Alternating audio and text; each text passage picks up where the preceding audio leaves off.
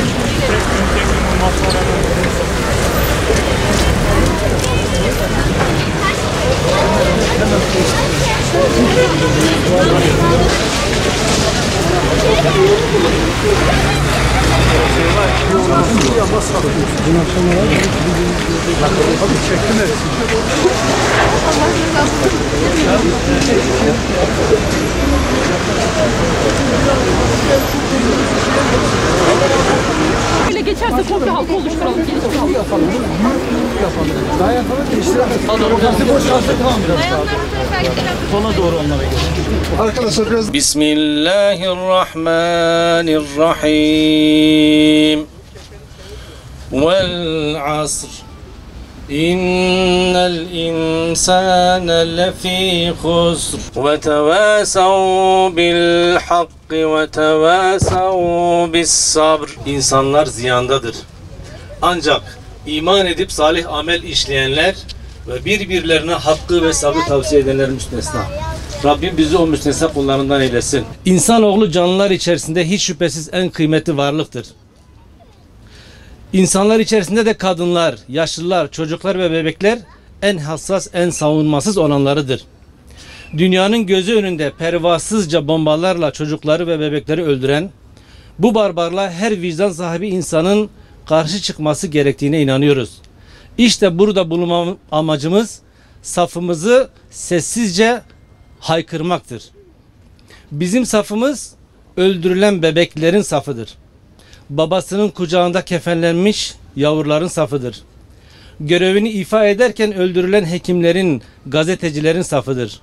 Kısacası bizim safımız mazlumların safıdır.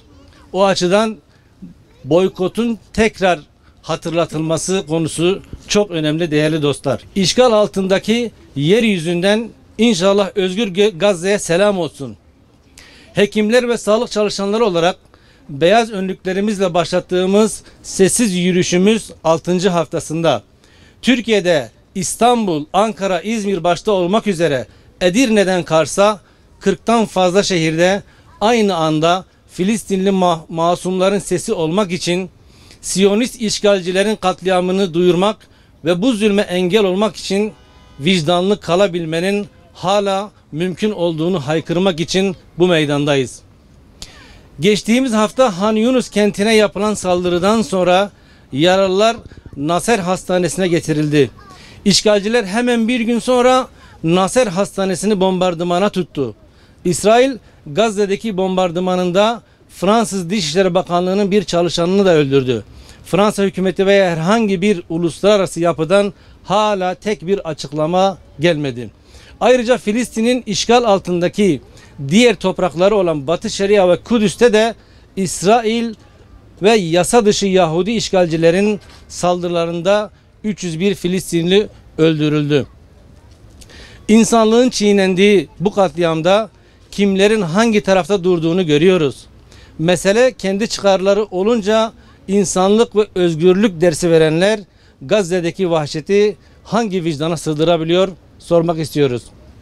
İsrail'in Gazze'ye uyguladığı bu soykırımın sesini kısmak için işbirlikçi Yahudi lobileri Facebook, Instagram ve diğer sosyal medya ağlarında Gazze'de yaşananların aktarılmasına bile kısıtlama getiriyor.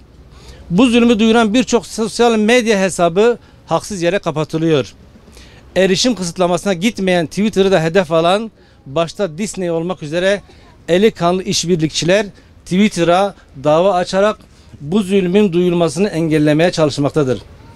İsrail'in en büyük düşmanı hepimizin bildiği gibi gerçeklerdir.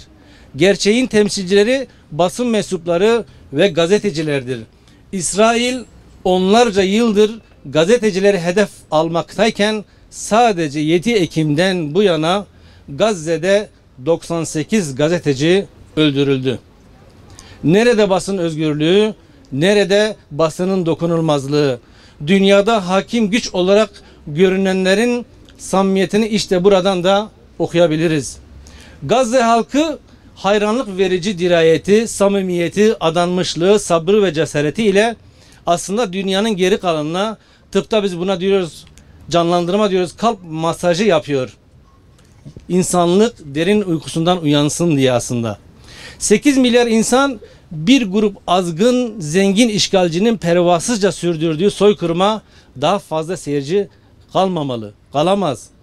Durumu kritik 5000 yaralının acilen tahliye edilmesi gerekiyor. Bunun için refah sınır kapısı derhal açılmalıdır. Refah sınırında utanç tümörleri gibi bekleyen insani yardım tırlarının acilen Gazze'ye geçişi sağlanmalıdır. Kısaca 7 Ekim'den bu yana Gazze'de neler oldu? İşgalci Siyonist İsrail'in saldırılarında şehit olanların ve kayıpların sayısı 27 bini geçti. İnsan eliyle bile bile bombalarla öldürülen insan sayısı 27 bin. 8 bin çocuk öldürüldü. 6200 kadın öldürüldü.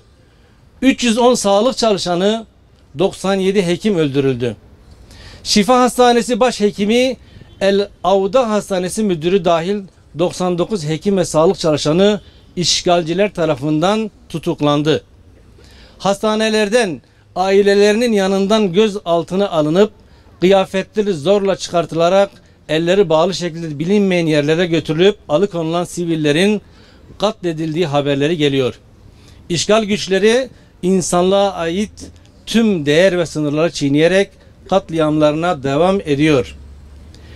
52.600 konut, 282 okul ve üniversite, 126 hükümet binası, 112 cami, 90 okul ve üniversite binası, 23 hastane, 53 sağlık ocağı bombalarla tamamen yıkıldı. 102 ambulans imha edildi. 254 bin konut, 200 cami, 3 kilise, 140 sağlık kuruluşu hedef alındı. Tahrip edildi ve kullanılamaz duruma getirildi. Dikkat ederseniz bu saydıklarımın hiçbirinde askeri bir oluşum var mı? Tamamı sağlık ve insanların hayatı için çabalayan sivil kuruluşlar. Enkazlar kaldırılamıyor. Yaralılara ulaşılamıyor. 7.000 kişi halen kayıp. Kayıpların %70'i çocuk ve kadınlardan oluşuyor. Gazze şeridinde yerinden edilen yaklaşık 2 milyon Filistin halkı barınma, gıda, temiz su, ilaç ve sağlık hizmetinden yoksun şekilde yaşam mücadelesi vermeye çalışıyor. 355 bin kişi çeşitli bulaşıcı hastalıklara yakalandı. 1034 çocuk kanser veya diyaliz hastası, 10 bin kanser hastası, 45 bin hamile ve 68 bin emziren kadın bakıma muhtaç oldu. Kansızlık, kanama ve ölüm riskiyle karşı karşıya hepsi. Hastaneler zorla boşaltıldı. Artık neredeyse hiçbir sağlık hizmeti verilemiyor. 53 bin yaralı var. Çok acil tıbbi müdahale yapılmazsa 5 bin yaralı için artık çok geç kalınmış olacak. Bu dehşet tabloyu seyreden başta Dünya Sağlık Örgütü, Birleşmiş Milletler, Uluslararası İnsan Hakları Örgütleri, NATO ve diğerleri sizlere sesleniyoruz. İnsan hakları ve uluslararası hukuk kuralları açıkça ihlal ediliyor. Binlerce sivil, kadın ve çocuk acımasızca katlediliyor. Dünyadaki bütün uyarı, yürüyüş, eylem, protesto, kınamalara rağmen İsrail pişkince ve göz göre göre savaş suçu işlemeye devam ediyorken insanlıktan, vicdandan, hak ve hürriyetten ve ırkçılık karşıtı söylemlerden bahsettiğinizde samimiyseniz bu zulmü durdurmak için daha neyi bekliyorsunuz? Elbette gün gün kaydettiğimiz bu savaş suçları bir gün karşınıza gelecek. Dünyada da ahirette de bu zulmü işleyenlerden ve destek olanlardan hesabı sorulacaktır inşallah. Bugün 23 Aralık. Rim denen bir küçük kız bebeğini hatırlıyorsunuz. Rim yavrumuzun doğum günü. Yaşasaydı bugün 4 yaşına basacaktı. Ama işgalciler tarafından öldürüldü. Rim ve vefat eden diğer bütün çocuklarımız adına bugünü Dünya Şehit Çocuklar Günü olarak kabul ediyor ve her yıl bu katliamı hatırlamak adına tarihe not düşüyoruz. Görevini yaparken dil, din, ırk ayrımı yapmayan hekimler olarak sağlık çalışanları, vicdan sahibi insanları harekete geçmeye, bu onurlu yürüyüşte yer alarak zulme karşı durmak adına sessiz yürüyüş kervanımızda ses olmaya davet ediyoruz. Bunu herkes bilsin ki bu durumu kanıksamayacağız, normalleştirmeyeceğiz ve sindirilmeyeceğiz. Sabırla ve azimle zulme karşı duranlar olacağız inşallah. Katılımda bulunan bütün dostlarımıza, yeni katılan dostlarımıza çok teşekkür ediyoruz. Allah hepsinden razı olsun. Nasıl sessiz yürüyüp buraya geldiysek, yüreğimizdeki haykırışı Rabbimize haykırarak inşallah sessiz bir şekilde dağılalım.